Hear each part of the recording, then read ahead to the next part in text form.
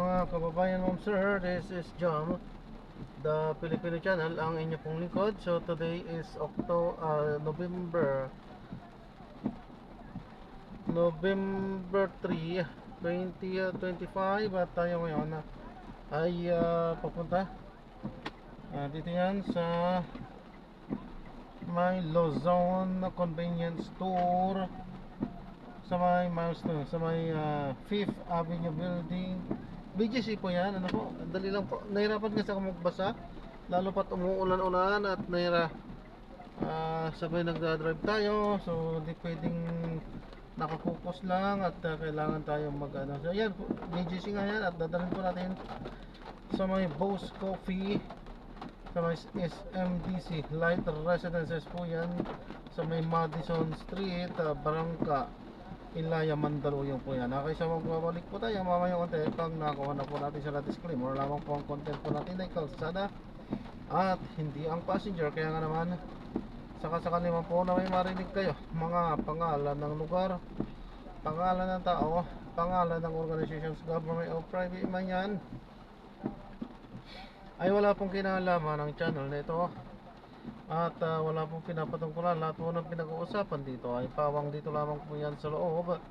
At wala pong pinapatungkulan sa labas. Sabi po, yan, magbabalik po tayo mamaya konti pag nakuha na po natin sa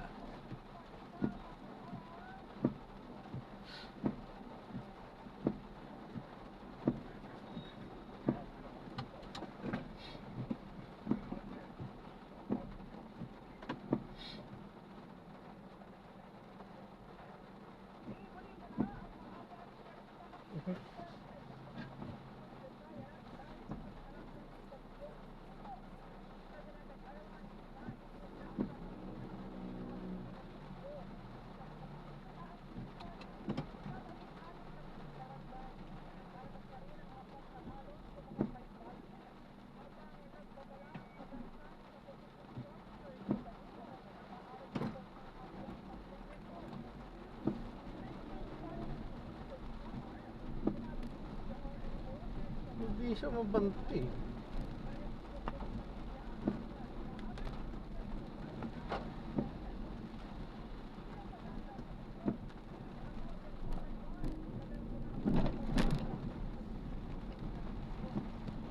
Yeah, magbabalik po tayo mamaya konti. At makinig muna tayo ng mga nagbabagong balita at mga talakayan. Sabay lang na po natin yan. Ano ha?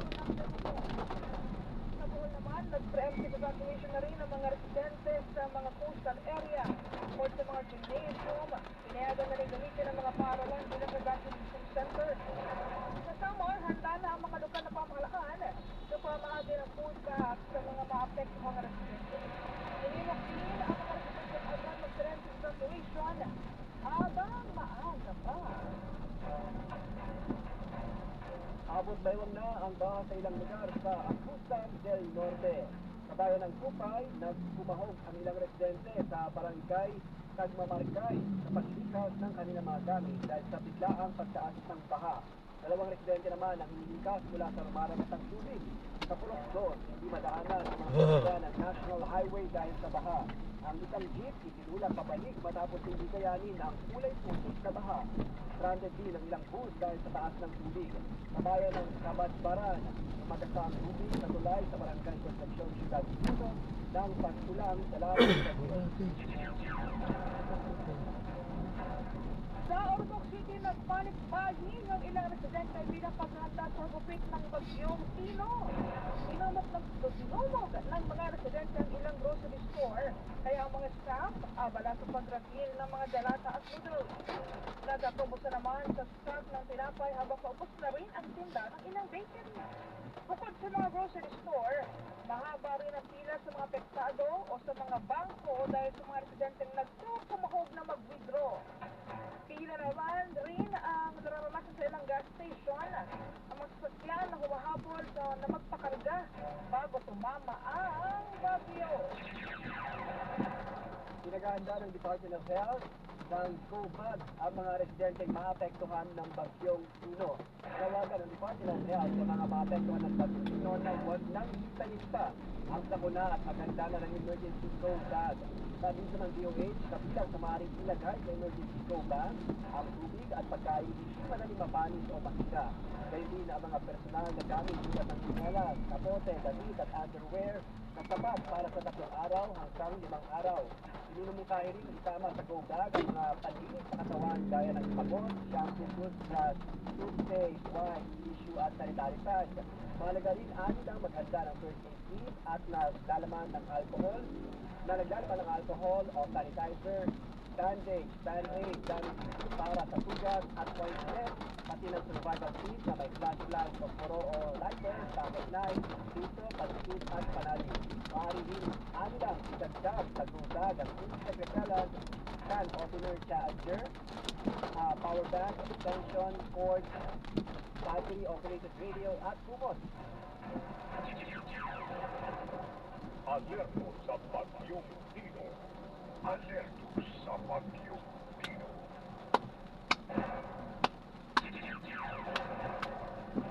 Samantala sa ibang balita naman, sinibak sa pwesto ang viral na pulis na nagpa-brainy challenge ng mga kriminal sa Talisay, Cebu.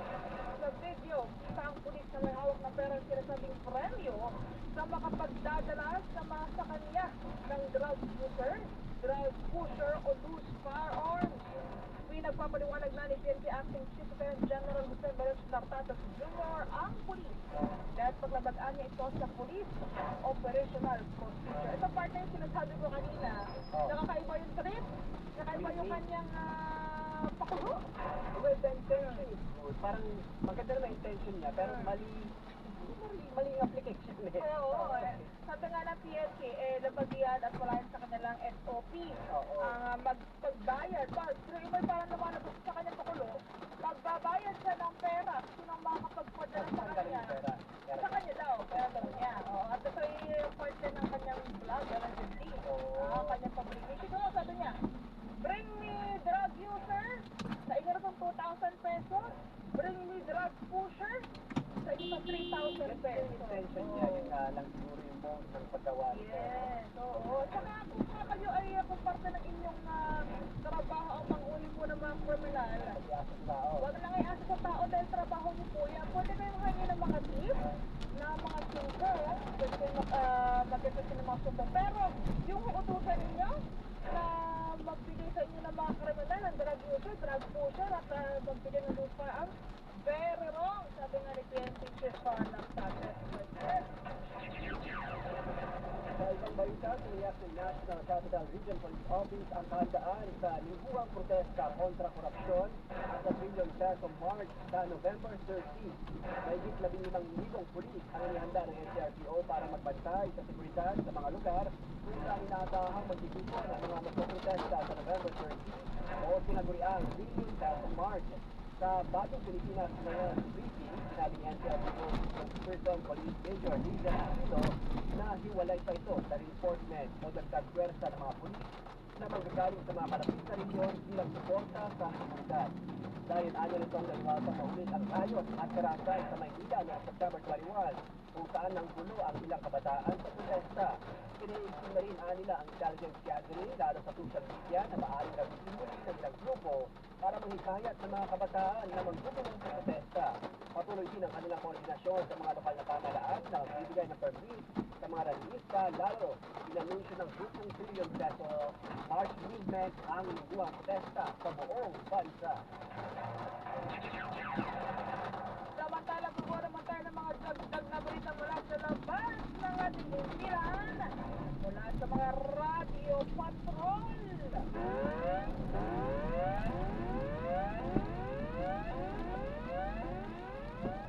Alerto sa Bagyong Tino. Alerto sa Bagyong Tino. Unang-una sa listahan, 514 na mga pasahero stranded sa mga pantalan sa bansa. Dulot ka ng epekto ng Bagyong Tino. Narito ang balitang kumpirmado sigurado mula sa Philippine Coast Guard. Hatid ni Radyo Patrol, Bert Dizon. Bert, Marlene Michael umabot na sa 514 passengers at 157 na mga sasakyan ang stranded sa mga pantalan sa ilalim ng Philippine Port Authority sa buong bansa. Ayon sa PPA, apektado ng bagyong Nino ang biyahe ng mga barko sa mga pantalan sa SSR North, Batangas, Zamboanga del Norte, Misamis Oriental, Palawan, Marinduque, Quezon, Panay, Guimaras at Agusan. Sa Batangas Port, kansilado ang mga biyahe ng Starlight Ferries, Montenegro Line at Ocean Jet na patungong Katiklan at Sibuyan, Rojas, Bulacan, Codyongan at Calapan. Kansilado rin ang lahat ng biyahe sa Bohol, Surigao, Masbate, Eastern at Western Leyte at Sigan. Tiniyak naman ng PPA ang kapakanan at kaligtasan ng mga pasahero sa mga pantalan, kabilang dito ang pamibigay ng mga hot meals at ready-to-eat food packs mula sa DSWD. Patuloy naman ang monitoring ng PPA sa sitwasyon ng mga pantalan at ang nakikipag-ugnayan na sa mga local government units para sa posibleng evacuation sa sandaling lumala ang sitwasyon. Sa ganito po pagkakataon, hindi natin maiiwasan malakas din minsan yung mga alon, saka siyempre yung hangin dito sa mga pantalan natin. Ang ating mga port infrastructure building, matibay naman po yan, bagamat of course, we're coordinating din with the LGU kapag sobrang lakas na, so ini-evacuate din po ang mga pasahero. Pinapayungan naman ng mga pasahero na makipag-ugnayan muna sa kanilang mga shipping lines bago pagpumungo sa mga pantalan upang malaman ang status ng kanilang mga biyahe. At yan ang balitang kumpirmado. Sigurado, ito ang Radyo Patrol, per season at DZFM. Bert! Yes, Marlene. Kung maraming stranded sa mga pantalan, paano yung sitwasyon nila? Saan sila, nakakalampak sa mahig, nakahiga sa mga beachers, paano sitwasyon, Bert? Nakita mo ba? Ang sabi sa atin ni Miss Eunice ng PCA, lahat ng mga pantalan sa ilalim ng Philippine Port Authority ay ang mga pasahero ay nanatili doon sa passenger terminal. So nandun sila sa mga picture. Pero mayroon naman daw mga ibang mga pantalan, lalo na dito sa may Northport, na mayroong mga designated areas for the seniors, PWD, at saka doon sa mga buntis para na hindi sila mahirapan. Pero ang assurance naman ni Eunice sa Monte ay nabibigay man sila ng mga hot meals. Gayon din, yung mga nakapreposition na mga ready-to-eat na mga food packs mula sa DSWD ay naibibigay na dito sa mga stranded na pasahero. Oo. Wala ka bang, may nakausap ka ba dyan, Bert, ng mga stranded na pasahero na, ano ba sabi di ba sila uwi muna sa kamag-anak nila o sa kanilang mga bahay bago tumuloy sa Okay lang ba sila stranded dyan? Oo.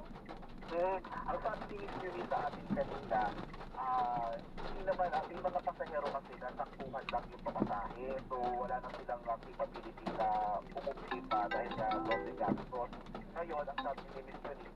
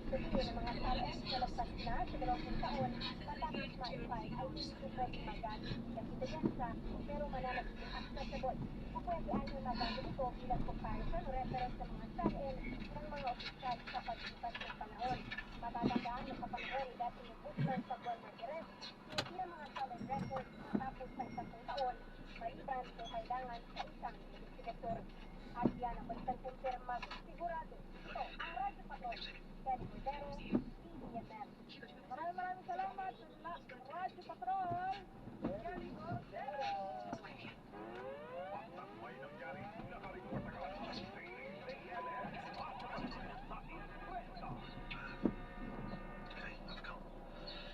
Alerto sa bagyong Alerto sa bagyong ay, alam natin, Ang update sa bagyong Tino, mga kasama natin si August Badrina, ang pag-asa weather forecaster. Magandang gabi ka, August.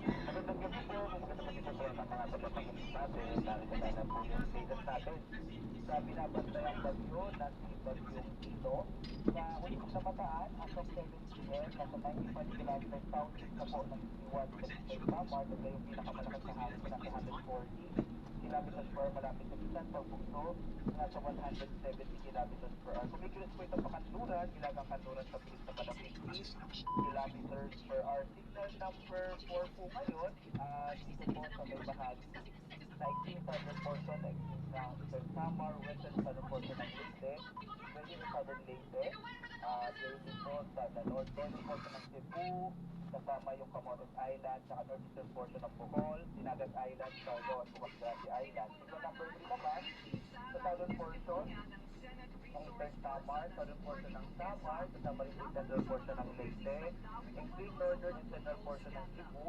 kasama yung Batayan Island, saka central and eastern portion ng Bohol, kasama rin po yung northern portion ng Negros Oriental, northern portion ng Negros Occidental, Guimaras, Iloilo, southern portion ng Capi, at central and southern portion ng Antique, at gayon din po sa lalabing bahagi ng Luzon del Norte. Samantala, signal number 2 naman po ngayon sa may bahagi ng central portion ng Eastern Samar, central portion ng Samar, rest of Leyte, Iran, rest of Bohol, rest of Cebu, central portion ng Negros Oriental, rest of Negros Occidental, Sikihor, rest of Capi, Aklan, rest of Antique, kasama Kalula Island, northern portion of Rizal Sur, kasama rin po northern portion ng Agusan del Sur, northern portion ng Agusan del Norte, kasama din po yung signal number 1 naman po, Talbay, Sorsogon, rest of Masbate, kasama yung Ikawan, Burias Island, southern portion ng Quezon, kasama din yung southern portion ng Marinduque, rest of Romblon, Oriental Mindoro, Occidental Mindoro, northern and southern portion ng Palawan,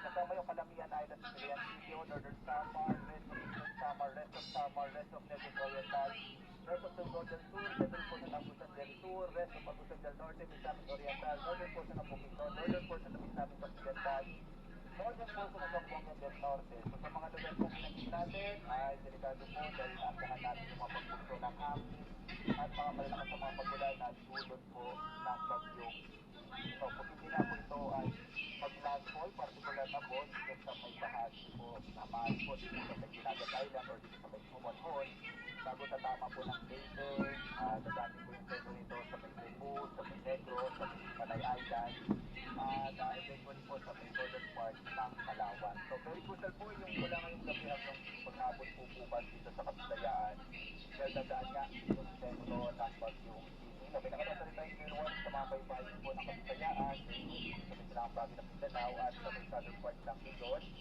At maging eastern section ng northern and central Luzon, delikado magdayag yung mga sakang batas, mga bangkas, sa mga labang sipunan dyan. Dito po sa Metro Manila bukas, nasa na din yung maulang panahon dito yung mararanasan, dito ng fear, gano'n ng pagka na may malamig na hangin. Kasabay na rin po doon yung truck, no? Or yung makula po na dala na pag-insino na habang kumikilos po ilagang kanluran ay posible po na magdala rin ng maulang na kalangitan dito sa Metro Manila at karado sa mga lalawigan, sir. So yan po yung ating latest sa bagyong Tino at inaasahan yung magiging lagay ng panahon bukas sa ating bansa. Mula po sa Pag-asa, alright, maraming salamat sa order. Thank you so much.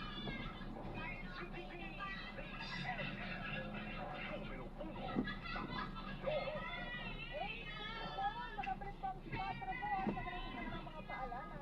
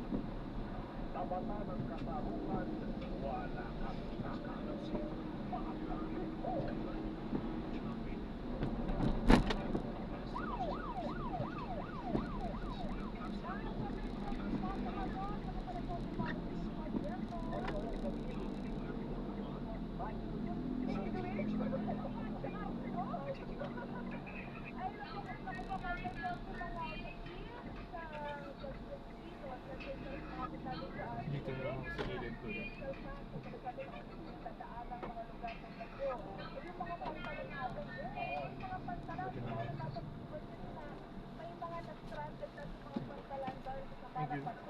dito mga God bless po. Sa Philippine Coast Guard at tulad ng nila si Captain Noy Mayayab ang matalagang sa tapo ng PCC. Pinigyan ng Magical Identity Protocol. So, good morning, Michael. Saan mo nakikinig sa ating programa? Captain, kumusta na po ang inyong monitoring at pagkasin sa mga panipalaman ng mission?